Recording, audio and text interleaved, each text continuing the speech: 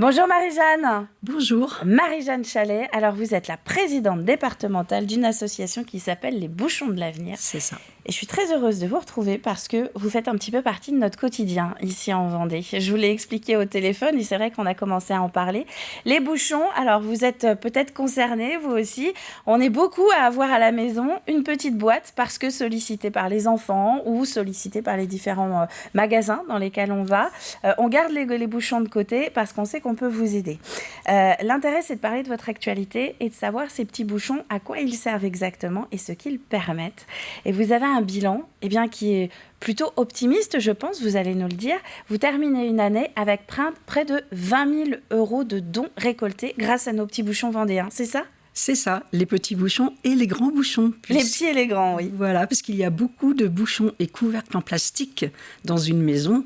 J'ai emmené quelques exemples que vous connaissez tous. Oui, mais vous avez bien fait. On va en reparler un petit peu plus tard sur le type de bouchons qu'on peut collecter. Cet argent que vous avez donc récolté, à quoi il sert exactement ? Quand on participe, nous, à cette campagne, qu'est-ce qu'on finance derrière ? Alors, pour beaucoup de personnes, ça sert à acheter des fauteuils roulants. Il faut enlever ça de sa tête, parce qu'effectivement, autrefois, c'était ça. Maintenant, on aide les personnes en situation de handicap de proximité, c'est-à-dire de notre département, à vivre comme tout le monde. On les aide à vivre comme tout le monde. Mais ça peut être pour payer des soins onéreux, parce que malheureusement, tout n'est pas pris en charge par tous nos services. Il y a des enfants qui sont même soignés à l'étranger. Les parents ont besoin d'un petit coup de pouce, donc ils reviennent vers nous. Mais ça peut être pour équiper une maison, ça peut être pour équiper une voiture, ça peut être pour du matériel scolaire adapté. Et ça peut être aussi pour permettre aux personnes en situation de handicap de participer à des tournois, à des matchs quand ils sont en handisport. Et toutes les raisons sont bonnes à étudier en conseil d'administration avec nous. Donc ce sont des associations que vous choisissez, vous, au niveau du conseil d'administration ? Pas que des associations. Nous, on ne choisit pas. On attend que les gens viennent vers nous. Enfin, on attend, façon de parler. On fait beaucoup d'informations. Mais on les laisse venir vers nous. Et là, on étudie leurs projets. C'est des associations, mais des personnes indépendantes aussi. Des individuels aussi. Oui, tout à fait. Alors, pendant que vous parlez, on voit justement des photos qu'on est allé chercher sur la page Facebook de l'association pour illustrer un petit peu cette collecte. Comme toute association, il y a beaucoup de bénévoles aussi avec vous. Et ce sont des personnes qui vont récupérer donc, tous ces petits pots qu'on remplit ou alors ces grands cartons dans lesquels on va déposer nos bouchons. Voilà, c'est ça. Vous avez des containers un petit peu partout. Et effectivement, nous sommes une association uniquement composée de bénévoles. Il n'y a aucun salarié. Tout le monde d'abord, je vais dire tout le monde fait partie de l'association, parce que j'espère que tout le monde met sa petite poche de bouchon. Et à partir d'aujourd'hui, vous allez mettre une grande poche de bouchon avec tout ce qui est couvercle en plastique. Avec tout ce qui est possible. Oui. Et ensuite, alors quand vous les avez récoltés, on a vu des grandes bennes où tous les bouchons donc s'entassent. Qu'est-ce qu'ils deviennent ? Il y a eu un départ récemment, il me semble, de Boin, où vous mettez tout dans un camion et après, qu'est-ce qui se passe ? C'est ça. Alors le camion est arrivé hier matin, qui n'est pas vieux, à Langres, dans le département de la Haute-Marne. Et là, tous nos petits bouchons de Vendée seront transformés en grands containers. Et peut-être que les grands containers vont revenir en Vendée, d'ailleurs. Nos petits bouchons vont venir en Vendée sous forme de containers. Donc voilà, effectivement, cette année, nous sommes à notre 4e départ, pour un montant total de 48 tonnes. Plus de 48 tonnes, presque 49 d'ailleurs. On espère faire un autre départ avant la fin de l'année.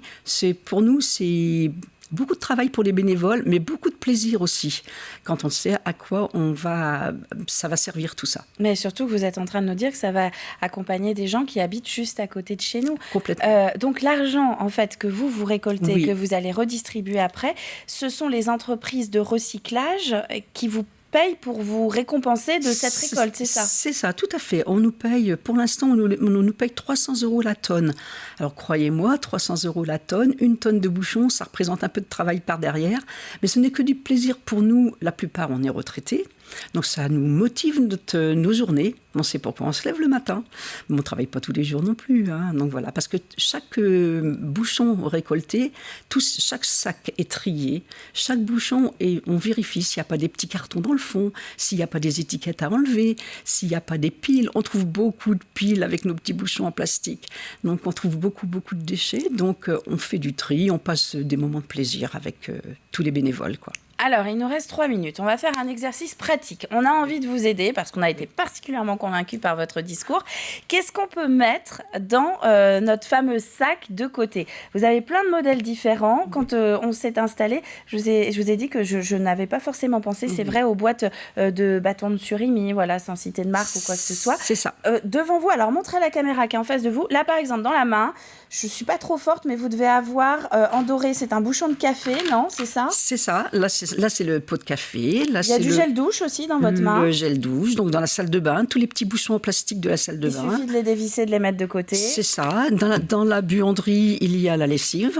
Ah oui. Voilà, la lessive en poudre, la lessive le bouchon évidemment liquide. Du bidon de lessive. Dans la cuisine, vous avez aussi dans le réfrigérateur. Ce produit de luxe qui est la moutarde. C'est vrai, on peut le dire actuellement. Donc le petit capuchon de moutarde, effectivement. Et on vous demande un petit plus, c'est de retirer les petites étiquettes. Oui, alors voilà. Ça, effectivement, vous avez commencé à en parler tout à l'heure. L'intérêt pour essayer de vous aider encore un petit peu plus. Donc on l'a vu, en fait, il y a plein de formats de bouchons différents. C'est ça. On peut tout mettre. C'est pas uniquement le bouchon de la bouteille d'eau, de la bouteille de jus d'orange, des sodas. C'est vraiment tous les bouchons dans la maison. Et ce qui peut vous aider encore plus, c'est d'essayer d'enlever les autocollants et les étiquettes qui sont par-dessus. Parce que vous, de toute manière, vous êtes amené à les enlever. On les enlève et on enlève toutes les petites cartonnettes, par exemple les bouchons de médicaments. Il y a des petites billes à l'intérieur, donc on enlève tout ça, ça c'est pour la poubelle. Et après, on garde le petit bouchon en plastique pour les bouchons de l'avenir.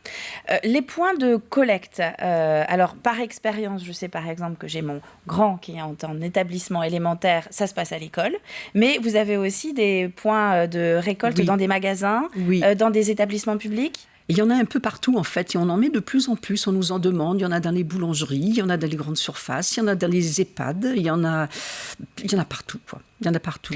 Et vous avez alors un petit collecteur à côté de vous. C'est quoi cette petite boîte blanche? Alors, cette petite boîte blanche, ce sont des boîtes qui nous sont données par la Sodebo, pour ne pas les nommer. Elles nous sont offertes, voilà. Et on fait faire des petits stickers et on les colle dessus. Et quand on fait des interventions dans les écoles, chaque enfant repart avec sa petite boîte et son petit papier comme ça, son petit flyer, avec, recto verso. Et ils sont tout contents d'annoncer ça aux parents. Et les parents sont obligés d'obéir après. Donc ça, c'est un peu pour collecter à la maison. Vous avez prévu le petit contenant qu'on glisse dans la cuisine ou dans le cellier pour avoir tout à portée de main. Bon, en tout cas, c'est une actualité chargée pour vous. Vous cherchez des bénévoles pour vous épauler? Voilà, nous cherchons toujours des bénévoles parce que bien sûr, il faut renouveler un petit peu ce qui s'arrête, ce qui est légitime aussi.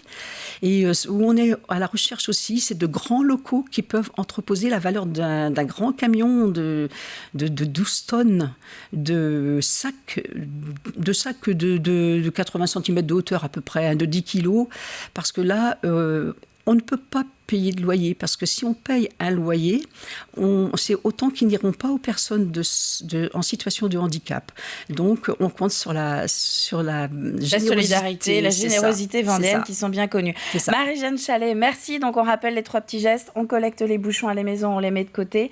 On peut vous aider pour aller vous donner un coup de main en tant que bénévole au sein de l'association, donc les bouchons de l'avenir. Mais aussi, on peut vous épauler si on a un entrepôt pour vous permettre, vous, de vous installer convenablement et sans devoir pousser les murs.